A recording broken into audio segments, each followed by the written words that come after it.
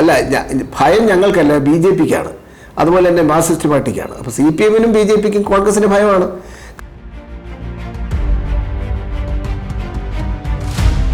ഒരു 400 സീറ്റ്, അതിനേക്കാളപ്പുറം ഒരു പ്രതിപക്ഷ സ്ഥാനാർത്ഥിയും ജയിക്കാത്ത തരത്തിൽ മുഴുവൻ ഞങ്ങൾ പിടിച്ചടക്കും എന്ന് പറയുന്ന മോഡിയുടെ ആ ശബ്ദം ഇപ്പോൾ ഇടറി, BJP-യുടെ ശബ്ദം ഇടറി. ഇപ്പോൾ എവിടെയും BJP-യെ കാണാറില്ല.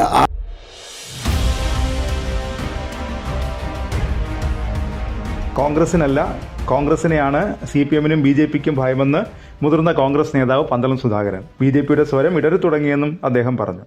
അതുകൊണ്ടാണ് ചോദിച്ചത്, BJP-യെ ഭയന്നുകൊണ്ടാണോ ഇത് മാറ്റിയതെന്നുള്ള ഒരു ചോദ്യം മറ്റുള്ളവർ ചോദിക്കുന്ന, അല്ലെങ്കിൽ അങ്ങനെ ഒരു അവസരം ഉണ്ടായത് ഈ ഒരു സാഹചര്യം നിലനിൽക്കുന്നത് കൊണ്ടാണ്. അല്ല, ഭയം ഞങ്ങൾക്കല്ല, BJP-ക്കാണ്. അതുപോലെ തന്നെ മാർക്സിസ്റ്റ് പാർട്ടിക്കാണ്. അപ്പോൾ CPM-നും BJP-ക്കും കോൺഗ്രസിന് ഭയമാണ്. കാരണം ഈ അടുത്ത കാലത്തുള്ള ദേശീയ തലത്തിലുള്ള ഡെവലപ്മെൻറ്റിൻ്റെ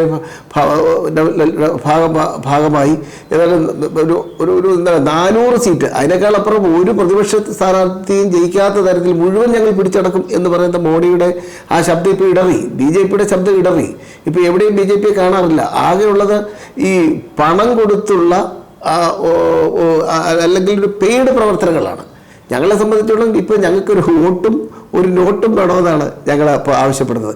കാരണം അതിൻ്റെ ഒരു പശ്ചാത്തലം എന്ന് പറയുന്നത് ഇന്ത്യൻ നാഷണൽ കോൺഗ്രസ് സ്വാതന്ത്ര്യ സമര കാലഘട്ടത്തിൽ സ്വീകരിച്ചൊരു നിലപാടാണ്. എനിക്ക് തോന്നുന്നത് മഹാത്മാഗാന്ധി ലോകത്തിലെ ഏറ്റവും വലിയ അഹിംസാ മന്ത്രം മുന്നിൽ ആശയം മുന്നോട്ട് വെച്ചുകൊണ്ട് നടത്തിയ ആ ഒരു സ്വാതന്ത്ര്യ സമര പോരാട്ടത്തിൻ്റെ എത്രയോ ലക്ഷം, അന്നത്തെ കാലം ലക്ഷക്കണക്കിന് ഉറുപ്പിക ചിലവായി കാണും. കാരണം ചിലവുള്ള സംഘടനയ്ക്ക് സംഘടിപ്പിക്കുന്നതിന്. പക്ഷെ അതെല്ലാം ഇന്ത്യയിലെ പ്രബുദ്ധരായ സ്വാതന്ത്ര്യ ദാഹികളായ പാവപ്പെട്ട, നമ്മൾ കേരളത്തിലൊക്കെ മഹാത്മജി വന്നപ്പോൾ നമ്മുടെ സഹോദരിമാരൊക്കെ അവരുടെ ആഭരണങ്ങൾ, വളയും മോതിരവും താലിമാല പോലും ഊരി മഹാത്മജിക്ക് ഈ ഫണ്ടിലേക്ക് കൊടുത്ത ചരിത്രം നമുക്കുണ്ട്. അപ്പോൾ എന്ന് പറഞ്ഞാൽ കോൺഗ്രസിനെ സംബന്ധിച്ച് പണം ഒരു പ്രശ്നമല്ല. ഞങ്ങളുടെ ഫണ്ടൊക്കെ, ഔദ്യോഗികമായി ഞങ്ങളുടെ ഫണ്ടൊക്കെ ഭരണത്തിൻ്റെ ഹുങ്ക് ഉപയോഗിച്ചുകൊണ്ട് മോഡിക്ക് ഫ്രീസ് ചെയ്യാൻ കഴിഞ്ഞിട്ടുണ്ട്. പക്ഷേ ജനങ്ങളുടെ മനസ്സ് ഫ്രീസ് ചെയ്യിപ്പിക്കാൻ എന്തായാലും BJP കഴിയില്ല. ഇതൊന്നും ഞങ്ങൾക്കൊരു പ്രശ്നമല്ല.